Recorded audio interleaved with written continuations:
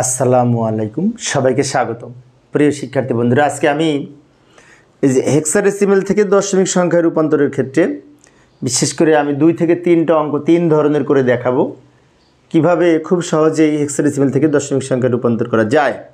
প্রথমে এই যে এইখানে এ বি সি তিনটা হচ্ছে হেক্সাডেসিমেল সংখ্যা, কারণ ভিত্তি 16 সেই জন্য। তো এই সংখ্যাটির দশমিক মান প্রথমে কিভাবে নির্ণয় করা যায় সেটা দেখব। তো হেক্সাডেসিমেল থেকে দশমিকে রূপান্তর করার জন্য আমাদের এই হেক্সাডেসিমেলের যে প্রতীক রয়েছে এ বি সি, এই প্রত্যেকটা প্রতীককে এই ভিত্তি দ্বারা গুণ হবে। যেমন আমরা অক্টাল থেকে পূর্বের ক্লাসে অক্টাল থেকে দশমিকে রূপান্তর করার সময় প্রত্যেকটা প্রতীককে 8 দিয়ে গুণ করেছিলাম, কারণ অক্টালের ভিত্তি ছিল 8। আর এইখানে 16 দ্বারা গুণ হবে। তাহলে এ এর মান কিন্তু আমরা জানি যে 10, তাই ইচ্ছে করলে 10কে 16 দ্বারা গুণ করতে পারি। যোগ বি এর মান হচ্ছে 11, এগুলো তো আমরা জানি, তাই না? তো 11কে 16 দ্বারা গুণ করব। যোগ সি এর মান 12, তো 12কেও 16 দ্বারা গুণ করব। অর্থাৎ এখানে এ কে 16 দ্বারা গুণ করব, বিকে 16 দ্বারা গুণ করব, সিকেও 16 দ্বারা গুণ করব। কিন্তু আমরা এ বি সি এর মান যেহেতু এ এর দশমিক মান 10, বি এর দশমিক মান 11, সি এর দশমিক মান 12, সেজন্য আমরা এখানে 10 দিয়ে গুণ করেছি, 11 দিয়ে গুণ করেছি, 12 দিয়ে গুণ করেছি। এবার পাওয়ার লিখতে হবে। এটা যেহেতু পূর্ণ সংখ্যা, কোনো পয়েন্ট নাই, তো এদিক থেকে এদিকে পাওয়ার লিখব। 16-র উপরে 0, 1, 2। এবার আমরা সরল করব। তবে ডান দিকে আমরা এই কথাটা লিখে রাখবো যে এখানে এ সমান 10, বি সমান 11, সি সমান 12। ডান দিকে লিখে রাখবো। আচ্ছা, এবার আমরা সমাধান করব। 16কে পাওয়ার 2 করলে হয় সম্ভবত 256, তাকে 10 দিয়ে গুণ করলে এই সংখ্যাটি হয়। 16কে পাওয়ার 1 করে হয় 16, তাকে 11 দিয়ে গুণ করলে এই 176 হয়। 16কে পাওয়ার 0 করে 1, তাকে 12 দিয়ে গুণ করলে এই 12 হয়। এবারে সবগুলো যোগ করব, যোগ করে এই সংখ্যাটি পাব। এখন এই সংখ্যাটি কিন্তু দশমিক সংখ্যা, যেহেতু দশমিক সংখ্যা তাই আমরা ভিত্তি হিসাবে এখানে 10 লিখব।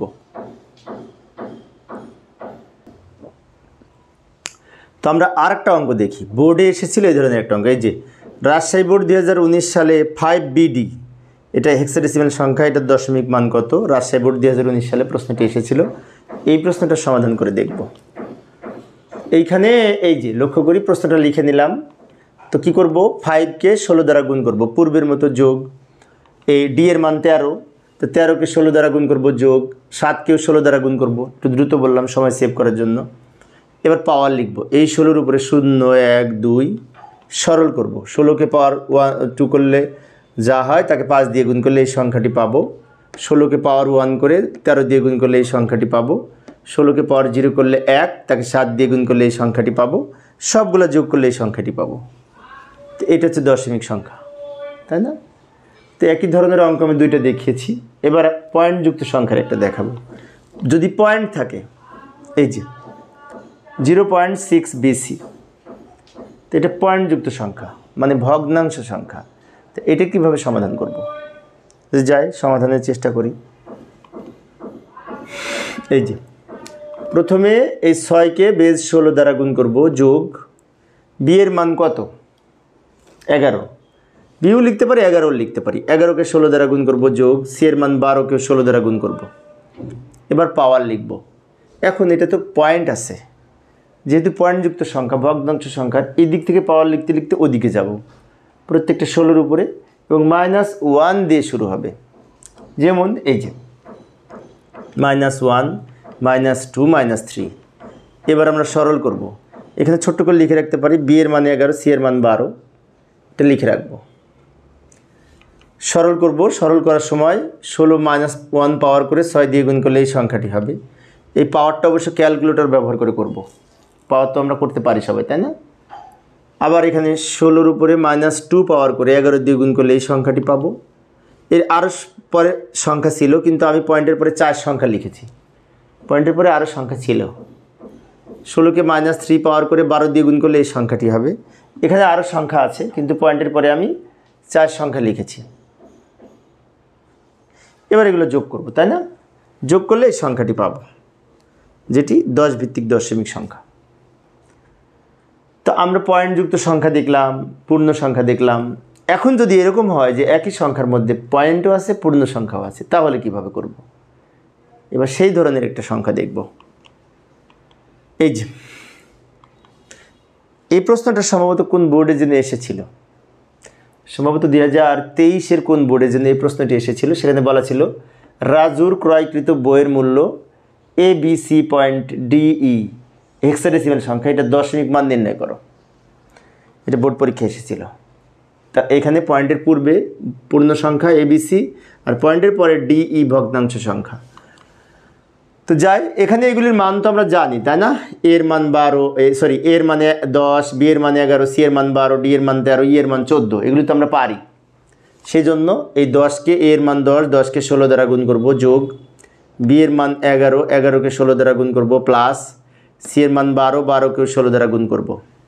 এরপরে প্লাস দিব, এখানে পয়েন্ট যেখানে আছে সেখানে প্লাস দিব, কারণ পয়েন্টের আগের সংখ্যার ফলাফল আর পয়েন্টের পরের সংখ্যার ফলাফল মাঝখানে যোগ করতে হবে, সেজন্য আমরা এখানে প্লাস দিলাম। এবার ডি এর মান 13, 13কেও 16 দ্বারা গুণ করব, যোগ ই এর মান 14, 14কেও 16 দ্বারা গুণ করব। এইবার পাওয়ার লিখব। এখন এখান থেকে কিন্তু পয়েন্টের পূর্বের সংখ্যা, এখানে 0, 1, 2 এইভাবে পাওয়ার লিখব। আর ওদিকে আবার পয়েন্টের পরের সংখ্যা -1, -1, -2 এইভাবে পাওয়ার লিখব। আমি আরেকবার বলছি, লক্ষ্য করি, ABC এর সমতুল্য এইটুকু আর DE-র সমতুল্য এইটুকু। তো পয়েন্টের আগে যেটা ছিল 0, 1, 2 এভাবে পাওয়ার লিখেছি, আর পয়েন্টের পরে যেটা আছে -1, -2 এইভাবে পাওয়ার লিখেছি। এবার আমরা সরল করব, সমাধান করব। এখানে পাওয়ার করে 10 দিয়ে গুণ করলে এই সংখ্যাটি হবে যোগ, এটাকে পাওয়ার করে 11 দিয়ে গুণ করলে এই সংখ্যাটি হবে যোগ, এটাকে পাওয়ার করে 12 দিয়ে গুণ করলে এই সংখ্যাটি হবে, তারপরে প্লাস যেখানে ছিল দিব।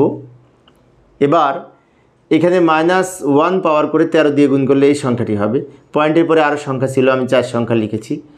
এটা -2 পাওয়ার করে 14 দিয়ে গুণ করলে এই সংখ্যাটি হবে। এখানে পয়েন্টের পরে আরও সংখ্যা ছিল, কিন্তু আমি এইটুকু লিখেছি। এবার সবগুলো যোগ করব। আমি যদি সবগুলো যোগ করি তাহলে এই সংখ্যাটি পাবো, সবগুলো যোগ করলে এই সংখ্যাটি পাবো, যেটি দশমিক সংখ্যা, তাই ভিত্তি হিসেবে 10 লিখেছি। এইভাবে আমরা সমাধান করতে পারি।